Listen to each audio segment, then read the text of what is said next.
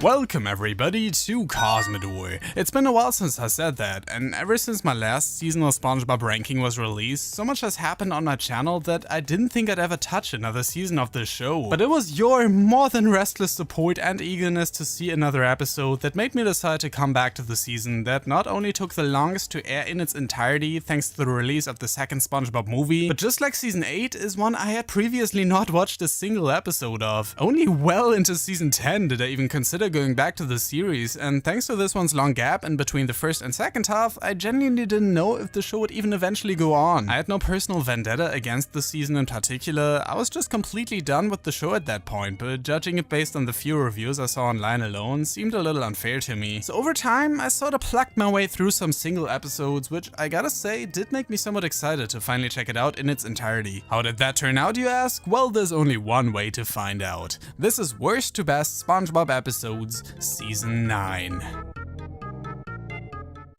Number 49, Little Yellow Book. What an awful episode. Squidward taking the liberty of reading SpongeBob's diary is bad enough as is, but seeing the whole town joining in on making fun of him for no reason other than to ridicule him just really rubs me the wrong way. We may have had episodes like Grandma's Kisses and April Fools in the past where either or the other were the case, and SpongeBob also saw himself forced to justify his behavior, but never did it drag on for as long or was as unpleasant to watch as in this pile of garbage. The worst part about it is that it doesn't even feel good to see Squidward get the punishment for what he did afterwards, as those parts are equally unfunny but drag on for even longer. But if that wasn't enough, we then also have Squidward not having learned anything and just going on to read SpongeBob's other diary and obviously having as much of a blast. I somewhat get that this episode was trying to go into the direction of showing how rules are to be broken and that it's fun to find out stuff about other people they wouldn't normally tell you at first. But in any other cartoon, the character responsible for it would at least get some sort of comeuppance and not just continue making the same mistakes. That would at least make me have some respect left for this one, but as is, it's nothing more than an irredeemable and unfunny mess. Number 48, Squid Baby. I tried my best to talk about this episode and understand what the thought process behind making it might have been, and no matter how hard I try, I really can't think of anything else than it having to have been some sort of weird fetish the writers had. And even if that wasn't the reason for it to be made, it still was, and now we have to live with it. Squid Baby is one of those episodes that is simply way too bizarre for me to even comment on. I mean, you have all seen it. What else is there to say? Squidward gets turned into a baby with a weird deformed head that SpongeBob has to take care of. That's basically it. No expanding upon that joke, no satisfying conclusion, just SpongeBob taking care of a baby that just happens to be Squidward. Well, that alone wouldn't necessarily make me consider this one of the worst episodes of the season. It's also this constant whining and fart jokes that Rockabye Bival, for example, was able to pull off so much more gracefully that it seems like nothing more than wasted resources to me. Number 47, Kenny the Cat. Going into this list, this was one of the episodes I heard some of the worst things about, and when I first watched it, I genuinely didn't understand why. SpongeBob's obsession with this cat is somewhat weird yet relatable, it puts a different spin on it than Biggest Fanatic had, and there are some decent jokes here and there. Oh, it's the fact that he was a huge jerk and didn't get any punishment for it, isn't it? Yeah, no, I get it now. Kenny really is a character that had so much more potential than what he turned out to be in this episode. Neither his design nor the one characteristic everyone seems to be into really make him all that memorable, and not even his voice seems all that fitting in my eyes. His conflict with the only other land creature could have been the key element to the story, but instead it was more like Kenny expecting everyone to forgive him for something he had full control over, and due to his poorly written personality, makes him hard to sympathize with. Maybe when his inevitable return in season 19 rolls around I'll be into him, who knows. Number 46, Scenes Schmeens. When exactly did SpongeBob episodes involving ghosts go down the drain so badly? As this is another entirely bland and forgettable episode whose premise could potentially lead to some fun hijinks involving ghosts. But while I appreciate some of the animation and the ghost designs in this one, which look much more appealing than some of the other episodes in the past, there's still just not enough substance to this one which would make me want to come back to it. Number 45, Snail Mail. It takes a special kind of episode for the narrator to have to spell out what the resolution is going to be before the problem has even arisen. Number 44, Goodbye Krabby Patty? Sometimes I feel like I'm a bit too harsh on SpongeBob specials in later seasons, so let me start with the positives. For starters, I think that SpongeBob's slow descent into depression as he isn't able to serve up Krabby Patties anymore is portrayed very realistically, and seeing Patrick at the center of attention felt refreshing, at least in terms of Krusty Krab related episodes. The mansion he finds himself himself in is designed very creatively with all these pieces of modern art up on the walls, and there's some neat design choices here in general. And their friendship being what sets this whole episode in motion felt sweet and satisfying when they reconciliated, very much unlike most other episodes involving a conflict between the two. The storytelling itself is where it really falls flat though. This boring and played-out premise of Mr. Krabs selling off the Krusty Krab without considering the consequences and subsequently causing more harm than good, I've really seen enough at this point. We never got any explanation as to why Patrick couldn't just quit his job when he was shown so many times before to just jump out of any situation without any hesitation. And yet here, these moments, as sad as they may have been, really came out of nowhere. Had there at least been some clever jokes to go along with this, I wouldn't have minded it as much, but a good chunk of this episode just dragged on for way too long and was way too repetitive for my liking. I can see why the good parts may overpower the bad for some people, but you're not going to lull me in with those buns, hun. Number 43, Salsa and Basilicus. You ever watch an episode and feel like you're actively losing brain cells while doing so? Number 42, Gary's new toy. While it wasn't surprising to see that the red ball Gary gets as a present wasn't gonna be a long-term solution for their problems, I was still so happy for him to finally have something to pass the time in that probably insufferable hellhole he believes SpongeBob's house to be most of the time. It was a short, fun relief in the first half, but pretty predictable and weary in the second. So weary, in fact, that I'll let someone else cover the next one. SpongeBob, You're Fired. This was an endlessly marketed television special, and particularly due to its title, feels like it only exists to grab the attention of people back onto season 9. And, well, it worked. 5 million people tuned in. Unfortunately, what they were greeted with was a groan-worthy episode in which SpongeBob spends the entire episode looking as miserable as I felt watching it. In the episode, Mr. Krabs fires SpongeBob just so he can save a nickel. And because of this, SpongeBob rapidly falls into a depressed stupor, completely lost without his job. It's just never felt to me like this is a SpongeBob we've come to know and appreciate from season 1 onward. The SpongeBob who gets up from every loss and setback and tries again with boundless optimism. His character is essentially completely overhauled just for this one episode. This new SpongeBob's entire purpose in life just seems to be to work as a fry cook. What about SpongeBob's karate hobbies or his jellyfish hunting? There's a ton of other things about SpongeBob that define him, rather than just his slave labor job at the Krusty Krab. Not only that, but this episode gives a very ugly bias message about being unemployed, treating anyone who is unemployed as somehow stupid or worthless because of this, and trying to push the weird idea that apparently being unemployed is a lifestyle choice, which for anyone who's struggled to find a job certainly knows it isn't. SpongeBob, You're Fired was a completely forgettable special that never had any business being a special at all to begin with. Number 40, SpongeBob Long Pants. I decided to put this one very close to the one before it for the simple reason that there really isn't much that separates the two. Sure, the other one is a special, whereas this one's a regular 11 minutes, but had the same basic premise of SpongeBob starting his life anew, needing to find a new job, etc. There isn't much about either of them that makes them stand out from episodes like SpongeBob Brown Pants either, and has just as little moments that make it the least bit memorable. It's not exactly as bad as SpongeBob You're Fired, but just as dull and unfocused. Number 39, Don't Look Now. There are times during which I genuinely have to question Squidward's intelligence. Not at any point in this episode did he have to put on this fisherman shtick, and really only ended up making things more difficult for him, when SpongeBob and Patrick would have gone to bed way before that already. Number 38, FoodCon Castaways. Have you guys ever been to a food convention? Now, I don't really know if they do exist in the form this episode would like you to believe, but the closest thing I can think of is that ramen festival I was at in Japan once, which was definitely fun if you take the 40 minutes waiting in line with my broken headphones out of the picture. Still, I had my hopes up that Spongebob, a show centered around a fast food chain employee, would find some creative way to make a gathering like that look exciting in a similar vein as the Fry Cook games, but no, it's just a lamer version of Club Spongebob for 90% of it. Just imagine if the episode actually was them being stranded at the food con like that one dude who lived in an airport for 18 years, or like Tom Hanks in Castaway, with Spongebob befriending a burger.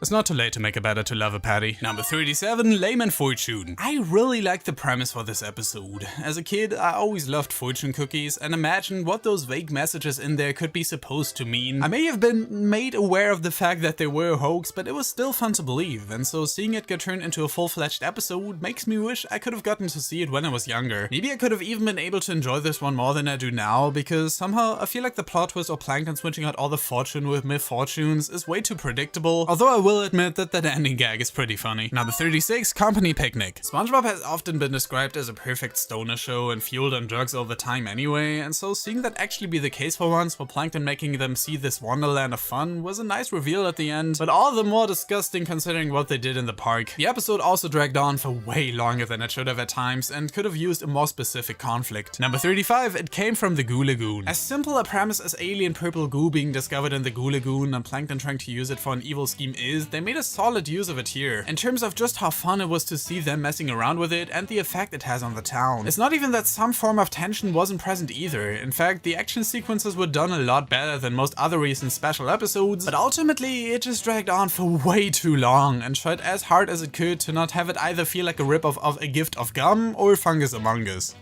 By the way, why would you wanna— Number 34, Yeti Crabs. Okay, I get it. There was a huge gap in between this season, and a lot of time has passed since season 7. They probably forgot all about it, but don't you think it's odd that we only now get an episode centered around a Yeti counterpart to Mr. Krabs, who would have been perfect to end up doing something snow-related to the restaurant in the end, when Rarg was previously one who ended up fulfilling their purpose. As it stands, Yeti Crabs really just came and went, leaving no impact at all, and was about as boring a villain as it gets, which doesn't really excuse how hard this tries to be graveyard shift during daytime. Number 33, Copybub Ditto Pants. I think I'll nickname you Me Too. I don't know about that. Number 32, The Fishbowl. How can an 11-minute episode go by, and by the 7-minute mark, I'm still wondering what the point of it is? Don't get me wrong, the premise of Sandy observing SpongeBob and Patrick's behavior isn't an inherently bad one, but with how much time she spent on even just setting up her equipment, the episode felt like it was over before it even began. Patrick was also a bit too much of a jerk here, but I still liked how excited Squidward was to get a scoop of ice cream, since we don't really get to see his childish side too often anymore. Well, okay, we did in Squid's Baby, I guess, but we don't talk about that one. Number 31, Evil Spatula. If you can overlook how overtly stupid SpongeBob was in this episode for not once questioning that this random spatula was ordering him to do basically everything Plankton used to in the past, I'm sure this could actually be an enjoyable episode. But I couldn't, and this is my list, goddammit. Number 30, Married to Money. I needed to do some real hard thinking on this one, and still can't quite put my finger on what it is that makes me feel so indifferent about it. On the one hand, I kinda like Plankton using Mr. Krabs' biggest weakness against him and actually looking like he'd succeed for once. On the other, he went about it so poorly with such a cheap ending that it kinda ruined the entire setup. On the one hand, some jokes in this one were really clever, on the other, this one really brought out somewhat the worst in Pearl, who's usually one of my favorite characters. Well, at least it certainly gave us one of the most pleasant title card tracks. Number 29, Sandy's Nightmare. Number 28, Eek an Urchin! As much as I liked the dress-up scene where Plankton tried to get the urchin to get out from under the grill and them running away from such a small being in some pretty hilarious ways, I did feel like it got a bit repetitive after a while. It's not enough to drag it down into below mediocre territory, but for as good as the comedy was at times, I would have liked for them to maybe do without that entire ending gag of SpongeBob going around Bikini Bottom only to arrive back at the Krusty Krab. I'd still like to see a trend of these urchin costumes coming about though, cause damn, that sounds so terrible it could work. Number 27, Sanctuary! Okay, just stop screaming at me, please. SpongeBob literally turns into the crazy cat lady from The Simpsons in this episode, and I can't say that it's too bad of a premise. Sure, he went crazy like this in the past, and nothing about this one is too outstanding, but it was handled somewhat pleasantly, and had both a fun conclusion and decent pacing. I could have done without some of the pseudo gross-out humor, but it's not a bad episode at all. Number 26, Patrick Man. Ever since Creature of the Krusty Krab came out, I was in love with every time Patrick got to play the role of the hero for once, and this one normally would have been no exception if it wasn't for the fact that they just had to go and make him 10 times more stupid again. Still, Mrs. Puff's interaction with the police was pretty hilarious, and for as random a reveal as it was, I did enjoy seeing the Dirty Bubble return for once. Number 25, Lost in Bikini Bottom. SpongeBob making his way through all these parts of town we have never seen had something really classic about it. Like, this honestly could have been an episode from seasons 1 through 4, or to bring this back to the games again, even a level from one of those PC point-and-click ones they used to make. There isn't something huge or fancy about this premise of SpongeBob getting lost on his way to work, but with all these more or less interesting characters on the way, it was still somewhat enjoyable, yet not exactly memorable. Nothing against this one, but also nothing noteworthy, aside from maybe Mr. Krabs randomly waving at SpongeBob with that high-pitched yoo-hoo, which somehow never fails to make me laugh.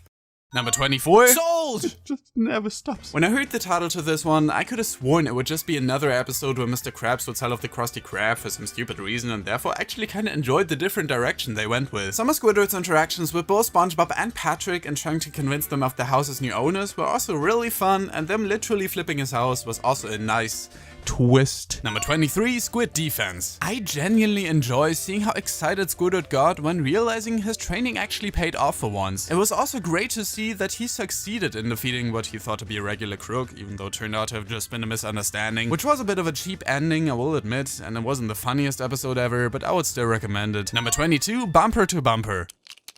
Here I am. I'm coming at you. Like you.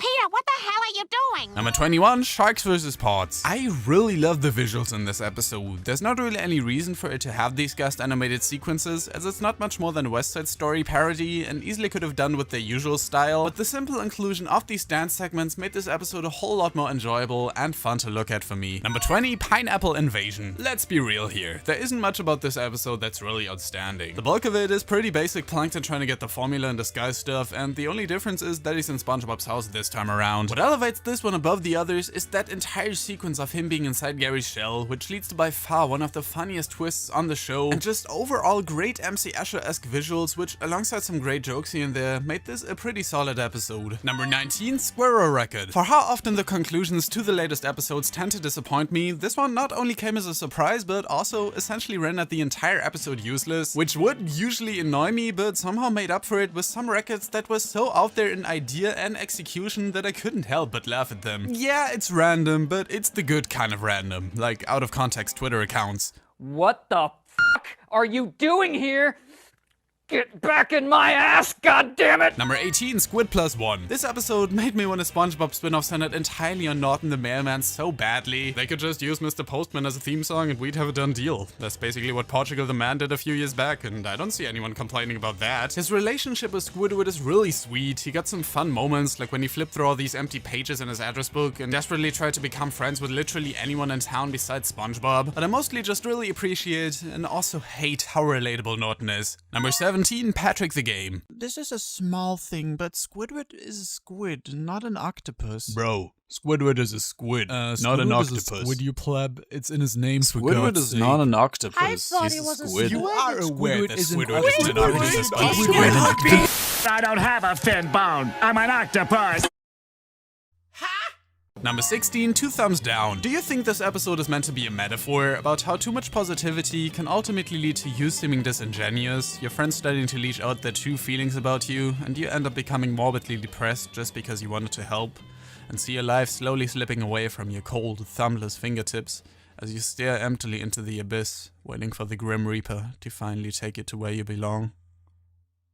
Number 15, Jailbreak. The idea of Chum being what ultimately leads to Plankton being this respected criminal mastermind is so ingenious, I didn't even care about what happened in the rest of this one. Bikini Bottom's inmates using the very food Plankton so desperately tried to sell to people for years now to go about their schemes, that is so beautifully ironic and leads to some pretty fun interactions between him and his fellow prisoners. Funnily enough, we never actually saw how those were recaptured at the end of the episode, so for all I know, they might as well still be roaming around Bikini Bottom, which is fine by me. Number 14, The Sewers of Bikini Bottom. This one also has a lot going for it. SpongeBob and Squidward's adventures in the sewers were fun and didn't feel artificially lengthened as sequences like it tend to do. The new character Charlton Hogfish was awesome and only got more likable as the episode went on. Plus, unlike most episodes of seasons 5 through 7, it didn't need any gross out to make the sewers look convincing. The idea of having two side plots going on at the same time is nothing new for the show, but I can't for the life of me recall an instance where it was handled this smoothly in an 11-minute episode. I also like the thought of there being an actual football league on the water, as it really isn't something we have seen on the show before and makes me hopeful we may get more sport related episodes in the future. Number 13, Extreme Spots. Well,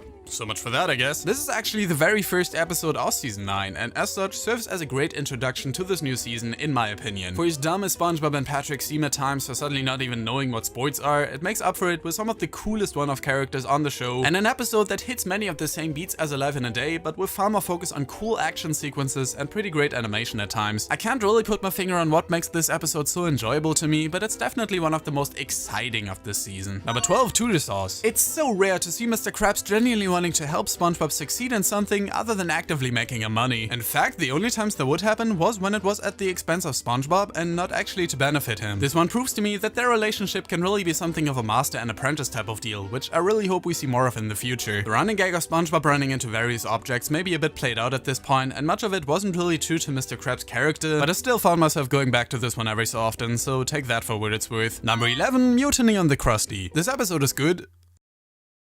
Well, that was anticlimactic. We're entering the top 10 with Plankton's Pet. I gotta tell you guys, I was a little on the fence about Spot when he was first introduced, but after rewatching this episode a couple times, I can safely say that it's still not as enjoyable as when he made his return, but also that he's a pretty nice sidekick to Plankton and just such a cuddly little guy. The way Plankton is slowly warming up to him and starts to genuinely care for him is nothing short of heartwarming and a nice change of pace for his character. I could completely understand anyone questioning why they didn't just make Spot a series regular. When is that ever gone? Okay, I see your point. Number 9, Pull Up a Barrel. The same reasons I enjoyed Squid Defense and a few other episodes on this list also apply to this one. It's always super enjoyable to see characters on the show be actually passionate about something. Mr. Krabs may be a crustacean cheapskate and much of the story is probably pretty fabricated anyway, but I would still like to believe that at some point in his life, Mr. Krabs did it for the food and was interested in making people happy. His whole story in general was pretty fun to listen to, with Patrick being the villain for once, which isn't something you see too often, and of course SpongeBob and Squidward as his incompetent guards. I think that's what I enjoy most about this one, that it doesn't go the conventional route you would usually expect from the show, but rather has the characters take on roles new to them, and to be honest, I just wish this one was twice its length, just like most of the other Storytime episodes such as SpongeBob BC and Dances and Dragons. Maybe we could get an actual fight with a pirate ship that isn't taken care of with one shot that way. Number 8, Safe Deposit Krabs. Every now and again, I think it's fine to have an episode that is just strictly focused on Mr. Krabs' obsession with money. Don't get me wrong, it's fun to see him try different things and prove that his life isn't totally controlled by it either, but if it means getting scenes like him in a safe deposit box with his money wife in his arms while the scenery around them is burning James Bond style, I'll take it. The contrast between what is slowly turning into his reality due to the lack of oxygen in that room and what is actually going on is pretty fun to see, and also features some equally entertaining scenes of SpongeBob and Patrick trying to set him free. Could all of this have been avoided had he just been a little less greedy? Sure. Is much of this pretty coincidental and improbable even for the flawed economy of Bikini Bottom? Absolutely. But if it means we get another instance of thick crabs, I'll take that too. Number 7, Bulletin Board. So I'm pretty sure we all got the metaphor for real life online bulletin boards in this episode, and I'm inclined to agree that the way they handled showing what negative effects comments being taken the wrong way can have on people, and that it's often hard to communicate how you feel through text really well, especially without any of these emoji. But I think what this episode did particularly well was portray the mob mentality comments like these can often result in when one person points out what some others may have been thinking but were either too afraid to say or couldn't put into words. I also like that they didn't center the episode around having to solve the mystery of who P-Star7 is, but rather focus on delivering a strong message about clearly communicating your thoughts in a very fun and varied way. Now, if only actual online arguments could be resolved this easily. Number 6, What's Eating Patrick? Normally, this would be about as basic a parody of sports movies as it gets, where the newcomer has to face off against the veteran and prove that he is made for this. It's the one chance to prove himself, and by getting help from a little boy who never stopped believing in him manages to find the strength, and you know the rest. But the way this episode not only makes it feel as though none of the two even really care about this competition, but also has a tone so over the top, even the scoreboard just breaks through another digit at the end. Turn this pretty basic premise into a partially exciting and partially pretty deadpan episode that balances these two elements perfectly, with a lot of great jokes involving Patrick's eating habits, which in some other episodes probably would have been portrayed as inhumane or somewhat disgusting. But here, it seems like Patrick just genuinely didn't want to let anyone down, and while not exactly a position you'd want to be in, it was still somewhat thrilling. It was also somewhat surprising to see just how cute Patrick's taste buds are. Number 5, the executive treatment. There's a lot to love about this episode. The way all these businessmen constantly repeat the word business, Patrick somehow suddenly being an employee at this random business branch, their very frightening yet also somewhat delusional boss, who kinda reminded me of Phil Cansabin. Lines like giving new meaning to the word meaningless are already part of my favorite SpongeBob joke repertoire, and I also like that Patrick's charade didn't just go on for the entirety of the episode, but that he was eventually exposed for it. And while he may not have entirely understood what was even going on, he really tried his hardest to fit in and figure out how to be a decent employee. He even managed to break out of prison in the end.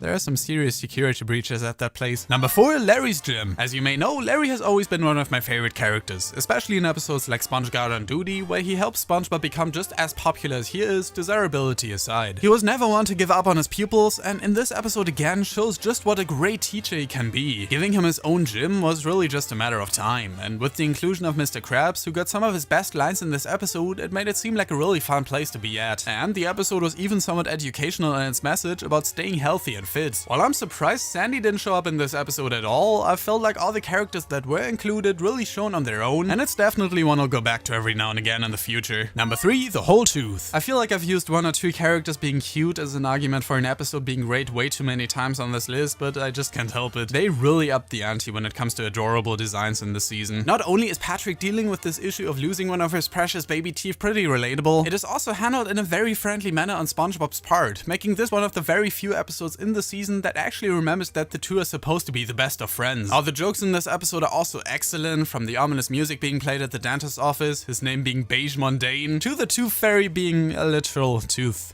fairy. It was also satisfying to see how in the end it turned out that pulling out his tooth only takes about a second. I don't have anything to complain about, this is just a great episode. Number 2, License to Milkshake. License sounds about right, cause well, this might as well have been another boarding school episode for all I care. It's very similar to Mrs. Puffy You're Fired and Premise Alone, and even features a teacher that's basically just a slightly less extreme version of Sergeant Roderick. Why I think this one improves upon most episodes taking place at the boarding school though, is that not only is it a skill SpongeBob knew at some point but forgot over the years, but also one that allows for far more creative ways to fail at than boating would. And they really do make good use of it in having his teacher float from the sky using whipped cream, all the intricate terminology he has to relearn in order to become a professional milkshake maker. It's all so dumb and I love it. It's also great that Mr. Frosty isn't just this one-dimensional meanie, but has an actually tragic backstory thrown in there that forces SpongeBob to not only learn the last step to becoming a master himself, but also save his own teacher. I don't know, I just found that really sweet. It's not a perfect episode, but definitely deserving of the number 2 spot. And the number 1 best SpongeBob Season 9 episode is Mall Girl Pearl. If there was ever an episode that made me question if someone working at Nickelodeon ever listened back to what I was saying or had been stalking my interest for years before it, is this one. For example, I love malls. Shows like 16 and movies like Paul Blart Mall Cop, the crowning jewel of Western cinematography, are already one step above literally anything else simply for their setting inside a shopping center. Another example, I love Pearl. I think she's one of the most underrated characters on the entire show, despite how many flaws it repeatedly tried to write into a character over the years. And for as simple a premise this one has, it made fantastic use of it in telling a story not only relevant to the situation Pearl finds herself in, but also about how even old people can have and be fun, which is something they didn't really harken back on since the show's original run. The mall setting also allows for the return of countless secondary characters like Bubble Buddy, the crazy snail lady from Have You Seen the Snail, Carl, that one lunch lady from season 1, what? To top it off, the gags in this one were also hilarious, from the pretty meta photo gag, them making us think Beatrice's coworker has died when really she was just on vacation, to the hot dog on a stick parody. It's also great how it never felt the need to rely on SpongeBob in any way. Sure, he may have shown up in the beginning and at the very end once or twice, but for the most part this is a story purely centered on Pearl, and I couldn't be happier. It was really this season that started the trend of them exploring some characters we may have seen a bit of, but never to the extent that an entire episode would be focused around them. And this was a fantastic way to kick it off, with great comedic timing, fun character interactions, surprisingly good animation for such a simple setting, and a classic yet striking message about how you shouldn't judge others based on their interests, appearance, or in this case even age alone. So yeah, season 9. If you're going into this list expecting me to fume with rage and completely tear the season to shreds, then I'll probably have to apologize for disappointing you. Of all the recent seasons we've checked out together, this was actually the one I found the most enjoyment in. Don't get me wrong, I wouldn't exactly call this a complete knockout or return to form if you want to call it that, but so many elements of this season simply worked together in such a way that made it far more pleasant to watch than most of the other seasons. Not only was there far more focus put on the show's side characters, which usually worked out very well, there were some great jokes throughout that elevated even the most simplistic episodes to being at least somewhat memorable, and the mean-spirited nature we have come to know of characters such as Patrick and Squidward has almost entirely disappeared from the series, save for a few exceptions. I've seen a few people comment on how the second half of this season was a bit better than the first, which I can partially agree on, seeing as how many of the episodes I really enjoy, such as Mall Girl Pearl, The Whole Tooth, and Larry's Gym, can be found in it, but even the first half already showed signs of a general sense of improvement upon the tone of the series, and shift from from being nothing more than a slog to get through to giving me some pretty hefty laughs at times, which, alongside the chemistry between its characters, is most of what I watch SpongeBob for. The days of every single episode concept being an entirely new and unique one have long been over, but that doesn't mean that the writers don't try their best to infuse every last one of them with that special spark that makes SpongeBob SpongeBob. And I truly think that especially this season is what not only continued this trend but also pushed it into the exact direction it would steer into with seasons 10, 11 and now 12. If I were to rank this season amongst the others I've covered, I would probably fit it right above season 8, with some wiggle room for possibly pushing it above season 1 one day, but I still have too much of a soft spot for that one right now if I'm being honest. Thank you for watching this ranking of SpongeBob season 9, and please do let me know which episodes you would have put on which spot instead.